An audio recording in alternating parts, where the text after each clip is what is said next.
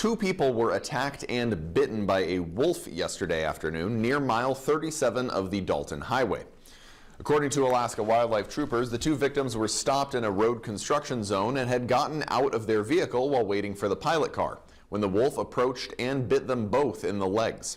A nearby driver shot at the wolf, which ran off into the woods and is not believed to be injured.